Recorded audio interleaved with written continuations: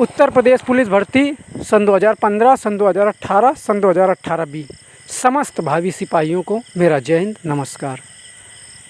भाइयों, आप लोगों को लगता होगा मैं ऑडियो करता हूँ, मेरे मन में विचार क्या है, तो मैं अपने अंदर की फीलिंग्स आपको शेयर करना चाहूँगा कि मैं आपका नेतृत्व करता बिल्कुल नहीं बनना चाहता हूँ।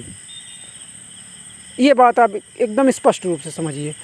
मेरा कहने का मतलब ये है कि मैं बस ये चाहता हूँ कि हमको नौकरी मिले, आप सबको मिले, और जितना हमसे हो सकता है उससे मैं कई ज़्यादा करने का प्रयास कर रहा हूँ।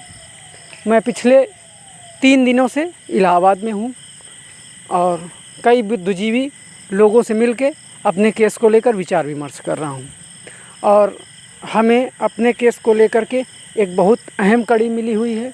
आलोक कुमार जी के समकालीन उनकी टीम के सक्रिय सदस्य आलोक कुमार जी का नाम फिर से मैं दोहराना चाहूँगा। आलोक कुमार जी सेम नियमावली से पीड़ित थे और दरोगा भर्ती सेम नियमावली पे थी। उसमें भी मेडिकल की सीटें कैरी फॉरवर्ड की जा रही थी और DVPST की सीटें।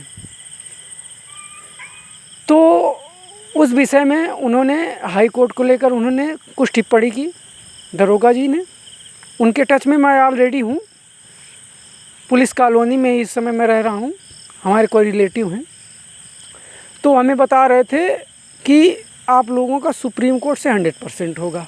उन्होंने कई ऐसे आर्टिकल भी बताए कि जिसके तहत आपकी याचिका एक्सेप्ट होगी और आप लोगों को 100% मिलेगा, और सुप्रीम कोर्ट राज्य सरकारों का कोई भी अनावश्यक रूप से, अब आप समझ गए होंगे।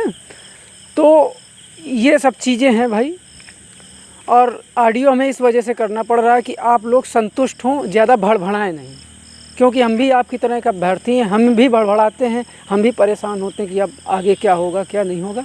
लेकिन मैं आप विश्वास के साथ कहना चाहूँगा कि हमको और आपको नौकरी मिलेगी, लेकिन हाँ, उसमें कंडीशन ये जो मेरिट के अंतर्गत आएगा। बहुत स्पष्ट बात बोलता हूँ, किसी को बुरी लगे तो हमें माफ़ कर दीजिएगा। अब ये जो होड़ चल रही है लीडर बनने की, नेता बनने की, तो भाई एक चीज़ समझ जाओ, आप लोगों की जो मानसिकता है कि मैं न्याची दूसरा बने, काफ़ी लोगों ने हमें फ़ोन किया। इस चीज़ को लेकर मैं विचार कर सकता हूं, और ये बात मैं मीटिंग में रखूंगा कि भाई लीडर और कोई मैं न्याची कोई बन जाए, लेकिन जो पैरवी का माध्यम रहेंगे वो अजय प्रकाश मिश्रा ही रहेंगे। ये बात आप कान खोल के सुन लीजिए, क्योंकि पिछले 3 सालों का अनुभव कोर्ट का इकट्ठा किसी के पास नहीं आ जाएगा। मैं वही बात करूँगा जिसमें सर्वहित की बात हो। फालतू फर्जीफिकेशन ना ही मुझे पसंद है और ना ही मैं करना चाहूँगा। और जो भी सक्रिय सदस्यों 10 सदस्यों की टीम बनेगी, मैं उसमें बिल्कुल नहीं रहना चाहता हूँ, ना रहूँगा, ना ही इसके लिए मुझे कोई प्रेस करे।